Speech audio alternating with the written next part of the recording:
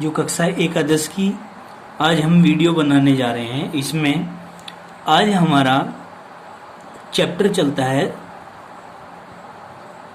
2, यानी कि lesson number 2 हम पढ़ने जा रहे हैं, जिसका नाम है हमारा परमाणु संरचना, जिसे अंग्रेजी में हम एटॉमिक स्ट्रक्चर बोलते हैं। क्या बोलते हैं? Atomic structure. जोर जोर से बोल के आपको बताना है, घबराना नहीं। अब परमाणु संरचना के बारे में आप जब पढ़ने जा रहे हो तो मैं आप लोगों को बता दूं कि परमाणु संरचना के बारे में 2 परिकल्पनाएं हैं। एक तो प्रारंभिक परिकल्पना है और एक आधुनिक परिकल्पना है। प्रारंभिक जो सबसे पहले दी गई थी, आधुनिक जो आज के समय में परमाणु के विषय में परिकल्पनाएं दी गई हैं, ठीक है ना, उनको पढ़ना है हमें। तो अब हम पढ़ते हैं कि द्रव्य की संरचना की व्याख्या करने के लिए, किसकी?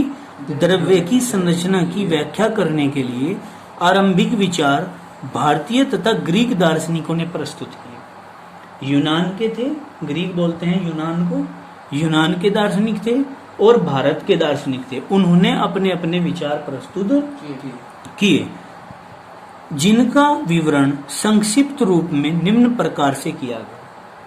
इनका विवरण भी जो है संक्षिप्त रूप में इस प्रकार से किया गया। कैसे?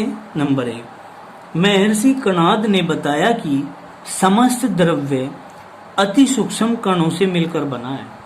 महर्षि कणाद नाम के एक वैज्ञानिक थे, ठीक है ना, क्या? महर्षि कणाद। उन्होंने बताया कि समस्त द्रव्य जो है, जितना भी मैटर है, वो अति सूक्ष्म कणों से मिलकर के बना हुआ है, जिन्हें हम परमाणु कहते हैं। उन सूक्ष्म कणों को क्या कहते हैं?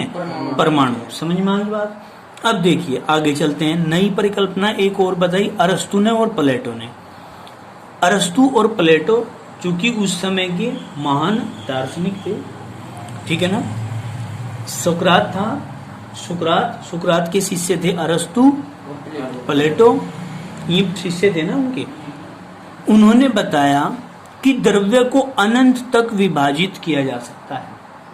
मतलब जो पदार्थ हैं, पदार्थों को अनंत तक तोड़ा जा सकता है, विभाजित किया जा सकता है, किंतु ये सिद्धांत बहुत अधिक उपयोगी सिद्ध नहीं हो पाया। मतलब लंबे समय तक चलने वाला ये सिद्धांत नहीं था। उन्होंने अपनी बात कही, फिर उसको केमिस्ट्री के अंदर सिद्ध करके दिखाया गया कि सिद्ध हो भी रहा है या नहीं, तो ये सिद्ध नहीं हो पाया। तो इन्होंने क्या कहा कि ये लंबे समय तक सिद्धांत चल नहीं पाया, ठीक है। अब नेक्स्ट चलते हैं प्रायोगिक परीक्षण। प्रायोगिक परीक्षण मतलब प्रयोग कर करके देखे, निष्कर्ष निकाल लें, फिर सिद्धांत बनाए। समझ रहे? क्या किया? पहले प्रयोग किया, फिर निष्कर्ष निकाल ले और फिर सिद्धांत बनाए गए। द्रव्यमान संरक्षण नियम आदि का संज्ञान लेते हुए, यानी कि इन सब चीजों को ध्यान में रखते हुए पहला परमाणु सिद्धांत जॉन डाल्टन ने बता दिया। सबसे पहले परमाणु का जो सिद्धांत बनाया वो किसने बनाया? John Dalton. क्लियर होगी बात? अब आगे चलते हैं। देखो मैं बताता हूँ। सीरीज क्या थी? सुकरात थे, जिसको हम सोक्रेट्स बोलते हैं। उनके शिष्य थे प्लूटो, और प्लूटो के शिष्य थे अरस्तु, और अरस्तु का शिष्य था सिकंदर महान, जिसने पूरी दुनिया पर राज किया। समझ में आई बात? तो ये सीरीज भी आप लोगों को बता दी इसलिए क्योंकि कोई भी पूछ लेता है, ठीक है ना। ज्ञान वो चीज नहीं है कि बस हमने किताबों में से पढ़ा और रट लिया। इसके अलावा हमें जनरल चीजें भी पता होनी जरूरी है, ठीक है ना। अब देखो डाल्टन का परमाणु सिद्धांत पढ़ने जा रहे हो आप। क्या? डाल्टन का परमाणु सिद्धांत। ये बातें समझ में आई? इसको पढ़ लेंगे एक बार और तो समझ में आ जाएंगी, याद भी हो जाएंगी। फिर हमने कहा जॉन डाल्टन का परमाणु सिद्धांत क्या था। देखो डाल्टन ने द्रव्य के अविनाशिता के नियम को ध्यान में रखते हुए, द्रव्य के अविनाशिता के नियम को ध्यान में रखते हुए परमाणु की परिभाषा इस प्रकार से दी है। क्या? इस प्रकार से दी है। किस प्रकार से दी है भाई? कि परमाणु किसी द्रव्य का छोटे से छोटा अविभाज्य कण है। मतलब परमाणु किसी भी द्रव्य का छोटे से छोटा स्मॉलेस्ट इनडिवाइडेबल पार्टिकल्स होता है जो रासायनिक अभिक्रियाओं में बिना अपघटित हुए भाग लेता है। ठीक है जी, क्या कहा कि किसी भी द्रव्य का, ये मात्रा इधर की लगाएंगे, गलत लग रही है मात्रा यहाँ पे, ठीक है नहीं, क्या कहा भाई, किसी द्रव्य का छोटे से छोटा अविभाज्य कण होता है, यानी कि स्मॉलेस्ट इनडिवाइडेबल पार्टिकल्स होता है जो रासायनिक अभिक्रियाओं में बिना अपघटित हुए भाग लेता है और उसमें उस तत्व के सभी गुण विद्यमान होते हैं। समझ में आई बात? तत्व के किस तरह, जैसे हाइड्रोजन की बात करते हैं तो हमने क्या कहा, हाइड्रोजन जो है, आपने क्या कहा भाई, H2O की बात कर रहे हैं आप लोग, द्रव्य है ये, ठीक है नहीं, जल है, जल भी तो द्रव्य है। द्रव्य क्या है, द्रव्य की 3 भौतिक अवस्थाएं हैं, ठोस, द्रव, गैस, अर्थात सब कुछ जो भी हमारे इर्द गिर्द आसपास खाना पीना रहना सहना सब कुछ है, वो सब द्रव्य है, ठोस भी, द्रव भी और गैस भी। ठीक है, तो इसने क्या कहा कि बात करते हैं वाटर की, तो हम ये कहते हैं कि ये वाटर हाइड्रोजन और ऑक्सीजन से मिलकर के बना हुआ है और इस वाटर के अंदर हाइड्रोजन के और ऑक्सीजन के सभी गुण विद्यमान हैं। अगर हम इनको अलग अलग कर दें, समझ में आई बात, तोड़ देंगे तो हाइड्रोजन और ऑक्सीजन में नहीं टूट जाएगा, और यदि हाइड्रोजन और ऑक्सीजन में टूट जाएगा तो हाइड्रोजन के गुण भी होंगे और ऑक्सीजन के गुण भी इसमें विद्यमान होंगे। क्लियर होगी बात? आगे चलते हैं। तो हमने क्या कहा कि तत्व के सभी गुण विद्यमान होते हैं। तो डाल्टन का परमाणु सिद्धांत क्या है कि डाल्टन ने द्रव्य का अविनाशिता के नियम को ध्यान में रखते हुए परमाणु सिद्धांत की परिभाषा इस प्रकार से दी है, क्या कि परमाणु जो है वो किसी द्रव्य का वह सूक्ष्मतम छोटे से छोटा अविभाज्य कण है जो रासायनिक अभिक्रियाओं में बिना अपघटित हुए भाग लेता है तथा उसमें तत्व के सभी गुण विद्यमान होते हैं। क्लियर होगी बात भाई? समझ में नहीं आई ये बात? आई नहीं समझ में बेटे? अब आगे चलो। हाँ भाई, अब देखो हमने क्या कहना है कि इस सिद्धांत के अनुसार आगे चलते हैं, जब कुछ बातें हैं भाई, इस सिद्धांत के अनुसार परमाणु में निम्नलिखित विशेषताएं होनी चाहिए। जैसे आप मेरे से पूछते हैं कि गुरुजी या आचार्य जी परमाणु की खास बात क्या क्या है, परमाणु की विशेषताएं क्या हैं, आप बताओगे हमें? परमाणु की, हाँ मतलब आप मेरे से पूछते हैं कि परमाणु की विशेषताएं क्या क्या हैं जी, तुम्हें ये पढ़ेगा। अभी अभी हमने पढ़ा है कि परमाणु को विभाजित नहीं किया जा सकता, तोड़ तो नहीं सकते। अब जैसे मानने की बात है हाइड्रोजन का परमाणु है, तो आप हाइड्रोजन के परमाणु को आधा तोड़ दोगे क्या? या ये परमाणु था हाइड्रोजन का, इसको आधा आधा तोड़ दोगे क्या? नहीं। क्यों नहीं तोड़ सकते? क्यों परमाणु को विभाजित नहीं किया जा सकता? क्यों नहीं किया जा सकता? कारण तो देना पड़ेगा बेटे। क्यों नहीं किया जा सकता विभाजित? इसलिए विभाजित नहीं किया जा सकता क्योंकि वो खुद ही सबसे छोटा है। हाँ, बार बार हम पढ़ रहे हैं ना कि वो खुद ही क्या है, सबसे छोटा है, स्मॉलेस्ट पार्टिकल्स है। दूसरी बात, किसी भी रासायनिक अभिक्रिया के दौरान परमाणु को न तो नष्ट किया जा सकता है न ही उत्पन्न किया जा सकता है, बल्कि एक रूप से दूसरे रूप में बदला जा सकता है। ठीक है ना? तो अभी अभी हमने कहा था कि डाल्टन ने अपना नियम दिया द्रव्य के अविनाशिता के नियम के आधार पर। तो वो द्रव्य का अविनाशिता का नियम क्या है? वो यही है कि किसी भी रासायनिक अभिक्रिया में, ठीक है ना, परमाणु को ना तो उत्पन्न किया जा सकता ना ही नष्ट किया जा सकता, बल्कि एक रूप से दूसरे रूप में बदला जा सकता है। ठीक है, इसे हम अंग्रेजी में भी इस प्रकार से पढ़ लेते हैं, atom nor can created nor can destroy but it change one form to another form. एक फॉर्म से दूसरे फॉर्म में हम बदल सकते हैं। ठीक है, अब आगे देखिए, किसी एक तत्व के सभी परमाणु, एक तत्व के सभी परमाणु मतलब अगर हाइड्रोजन है तो हाइड्रोजन के सारे परमाणु आकार में, द्रव्यमान में आदि गुणों में एक दूसरे से समान होते हैं। भाई क्या होगा, अगर हम बात करते हैं हीलियम की, तो हीलियम के अगर 10 परमाणु ले लिए तो 10 के 10 का आकार एक जैसा होगा। 10 के 10 का द्रव्यमान भी एक जैसा होगा। क्लियर होगी बात? तो 10 के 10 के गुण भी एक जैसे ही होंगे। या ऐसा तो है नहीं कि पहले बेरिलियम के अलग हैं, दूसरे वाले बेरिलियम के अलग हैं। सोडियम के 10 ले लिए हमने परमाणु, तो पहले परमाणु के अलग हैं और 10वें के अलग हैं तो सबके सेम। तो ये खास बातें हैं इनकी। फिर हमने कहा भिन्न भिन्न तत्वों के परमाणु भिन्न भिन्न होते हैं। यदि हम बात करें हाइड्रोजन की और सोडियम की तो दोनों अलग अलग तत्व हो गए, तो दोनों के गुण भी बेटा अलग अलग हो जाएंगे। समझ में आई बात? आगे चलिए, आगे क्या चलते हैं। परमाणु आपस में मिलकर संयुक्त परमाणु बनाते हैं। परमाणु जब डाल्टन ने कही ये बात, मैं नहीं कह रहा हूं, मैं तो केवल आप लोगों को ये पढ़ा रहा हूं जो डाल्टन ने बताया। अब डाल्टन ने क्या बताया कि परमाणु आपस में मिलकर संयुक्त परमाणु बनाते हैं। क्या करते हैं जी? परमाणु आपस में मिलकर संयुक्त परमाणु बनाते हैं। ठीक है, अब आगे चलो। डाल्टन के गुण व दोष के सिद्धांत। अब भाई दोष ही हैं, बस ये दोष के सिद्धांत नहीं लिखने आपको। दोष भाई डाल्टन के गुण व दोष क्या क्या हैं, ये बात बतानी है। तो कैसे बताएंगे बेटे? गुण देखो पहले। डाल्टन के परमाणु सिद्धांत से द्रव्य के अविनाशिता के नियम की व्याख्या की जा सकती है। भाई द्रव्य के अविनाशिता के नियम के आधार पर ही तो बनाया बेटे, तो द्रव्य के अविनाशिता के नियम की व्याख्या तो हम कर सकते हैं। दूसरा, इससे रासायनिक संयुक्त नियमों की व्याख्या की जा सकती है। रसायन विज्ञान के संयुक्त नियम जितने भी हैं उनकी व्याख्या भी हम इससे कर सकते हैं। कंप्लीट होगी बात। आगे चलिए, दोष क्या क्या है। दोष देखो, डाल्टन का परमाणु सिद्धांत निम्नलिखित तथ्यों की व्याख्या नहीं कर सकता। कौन कौन से? डाल्टन का परमाणु सिद्धांत निम्नलिखित तथ्यों की व्याख्या नहीं कर सकता। ये है पहला पॉइंट, यहां से डालना है।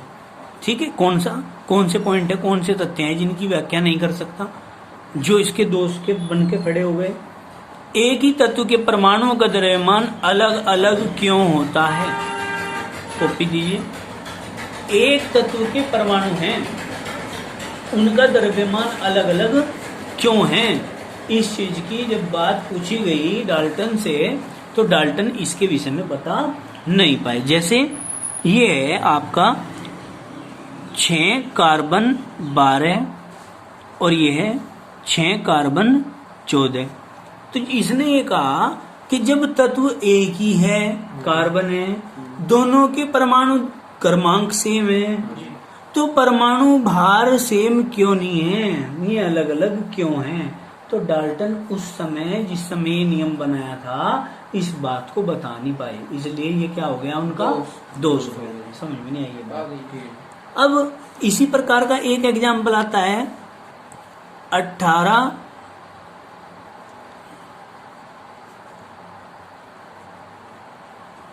आर्गन 40, ठीक है, 19 पोटेशियम 40, 20 कैल्शियम 40। ठीक है बेटा। अब ये क्या है, देखो सब में 40-40 आ रहे। इसमें ये कहा कि अलग अलग तत्व हैं तो इनके परमाणु भार समान क्यों है? एक दोष ये हो गया। एक तो ये हो गया था कि तत्व सेम है, परमाणु भार अलग अलग क्यों है। दूसरा पॉइंट ये कह दिया कि भिन्न भिन्न तत्वों के परमाणु भार समान क्यों होते हैं। ये भी तो हो सके दोष, ये भी कह सके हम। अब देखिए यहाँ, एक ही तत्व के परमाणु आपस में संयोग क्यों करते हैं? इसने उस समय ये कहा था कि जैसे हाइड्रोजन है, ये हाइड्रोजन से ही संयोग करेगा तो H2 बनाएगा, ठीक है ना। हाइड्रोजन हाइड्रोजन से संयोग करेगा तो एक हाइड्रोजन H2 बनाएगा। लेकिन जब इसने पूछा भाई क्यों करें, ये समान तत्व ही आपस में क्रिया क्यों करते हैं, तो बता नहीं पाए, दोष हो गया। ठीक है, अब आगे चलते हैं। भिन्न भिन्न तत्वों के परमाणु संयोजकता और द्रव्यमान की दृष्टि से अलग अलग क्यों होते हैं? भिन्न भिन्न तत्व हैं, अभी अभी बताया हमने, ये रे भिन्न भिन्न तत्व, इनके द्रव्यमान समान है। अब जैसे ये है आपका, भाई हम बात करते हैं सोडियम की, मैग्नीशियम की, एल्यूमिनियम की, तो ये क्या है भाई, भिन्न भिन्न तत्वों के परमाणु नहीं है, हाँ जी। इनकी संयोजकता और द्रव्यमान अलग अलग क्यों है? भाई अगर बात करें किसकी, द्रव्यमान की, तो इसका कितना होता है 23, mg का कितना होता है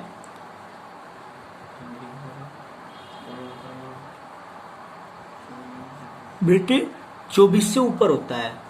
एल्यूमिनियम है, एल्यूमिनियम का कितना होता है लगभग 27 होता है। 26 होता है। समझ में आई बात? अब देखो इनके भिन्न भिन्न तत्वों के परमाणु भार अलग अलग क्यों हैं, ये बात नहीं बता पाए। अगर बात करें संयोजकता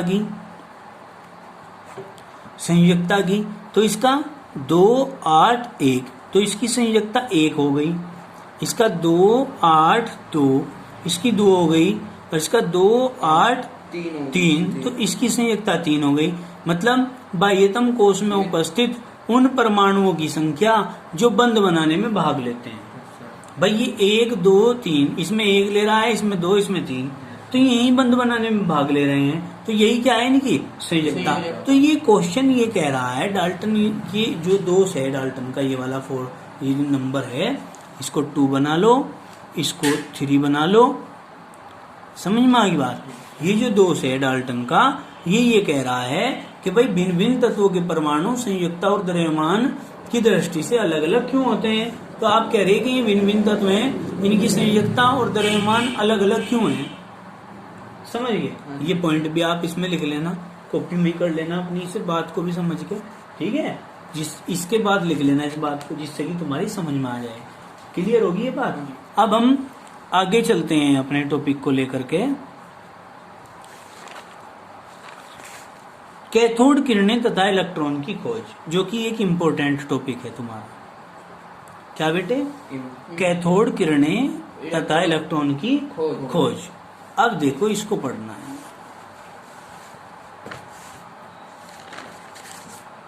देखो क्या कहेंगे। थॉमसन ने विलियम क्रोक्स ऐसे बनेगा बेटे, अदर के और से, ठीक है। थॉमसन ने विलियम क्रोक्स तथा जूलियस पलकर, इसको अद्धा पे बनाएंगे आप।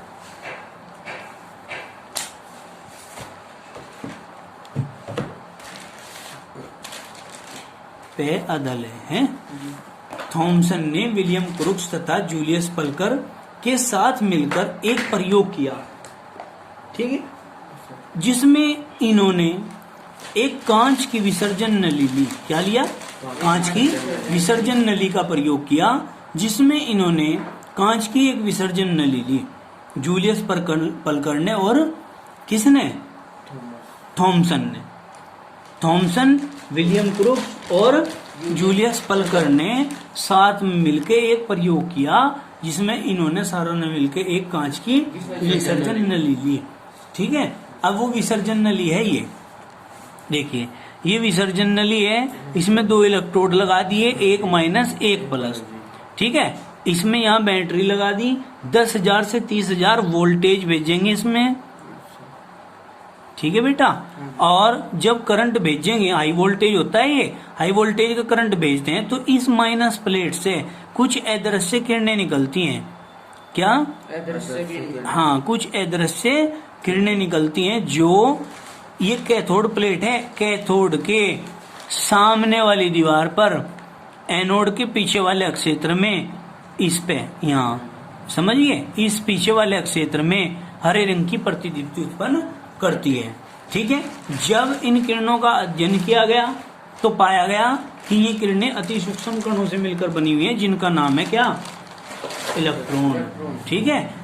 अब ये देखो प्रतिदीप्ति उत्पन्न कर रही है, ये जिंक सल्फाइड की यहाँ पॉलिश कर रखी है, और ये प्लस प्लेट है, ये माइनस प्लेट है, ये अदृश्य किरणें हैं, ठीक है। ये अल्प दाब पर कराते हैं, इसमें विद्युत विसर्जन जो कराते हैं वो अल्प दाब पर कराते हैं, ठीक है। अब देखो क्या कहा, और अपने प्रयोग में विद्युत विसर्जन नली में अलग दाब पर जब विद्युत प्रवाहित की जाती है, अलग अलग दाब पे जब विद्युत प्रवाहित की जाती है, करंट भेजा जाता है, तो विद्युत विसर्जन नली के कैथोड से सामने वाली दीवार पर एनोड के पीछे वाले क्षेत्र में, भाई इसके सामने वाली दीवार पर और एनोड के पीछे वाले क्षेत्र में, ठीक है, क्या करती है, जिंक सल्फाइड की पॉलिश पर, ये रही जिंक सल्फाइड की पॉलिश, चित्र में तो दिख रही है, चित्र में दिख रही जिंक सल्फाइड की पॉलिश, समझ गए, जिंक सल्फाइड की पॉलिश पर हरे रंग की प्रतिदीप्ति उत्पन्न करती है।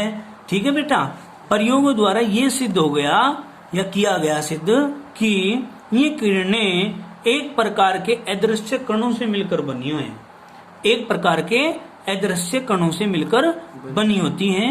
इन किरणों को कैथोड किरणें नाम दिया गया। क्या नाम दिया गया, कैथोड किरणें। और इन कणों को कैथोड कण या इलेक्ट्रॉन कहते हैं। इन्हीं कणों को क्या कहते हैं, कैथोड कण या इलेक्ट्रॉन कहते हैं। और कणों की प्रकृति ऋणावेशित होती है। और ये जो कण होते हैं, इनका जब अध्ययन किया गया, इन पे प्रैक्टिकल किया गया, तो पाया कि ये माइनस चार्ज के बने हुए हैं। कहेंगे माइनस चार्ज के। 2 मिनट और देखो जल्दी से।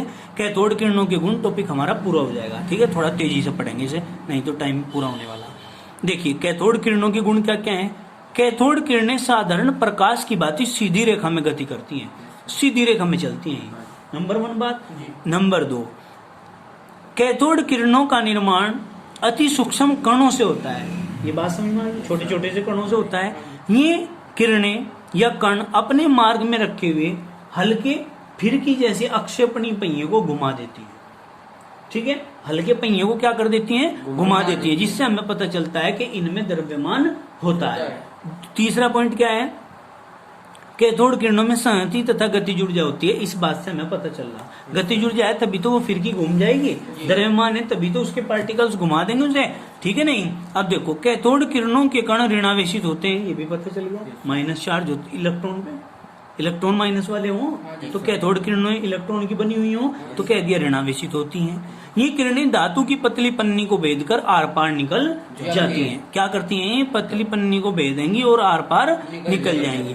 ये किरणें कांच की नली की दीवार में हरे रंग की स्फूर्ति दीप्ति उत्पन्न करती हैं। जो कांच की नली होती है, उसकी दीवार होती है जो सामने वाली, उस पर हरे रंग की क्या करती है, ये प्रतिदीप्ति उत्पन्न करती है। ये किरणें गैसों को आयनित करती हैं। क्या करती हैं, ये किरणें गैसों को आयनित करती हैं। ठीक है भाई, आयनों में तोड़ देती हैं। फिर कहा किसी धातु की प्लेट यदि कैथोड किरणों के मार्ग में रख दी जाए तो वह भी ऋणावेशित हो जाती है। अगर कोई धातु की प्लेट कैथोड किरणों के रास्ते में रख दी या इनके क्या कहते हैं इनको, कैथोड किरणों के मार्ग में रख दी तो वे भी क्या हो जाएंगी, ऋणावेशित हो जाएंगी। क्लियर होगी बात, क्या हो जाएंगी, ऋणावेशित। तो ये आपकी एक पहली वीडियो कंप्लीट हो जाती है। इसके लिए आप लोगों ने इतनी मेहनत करी, उसके लिए धन्यवाद।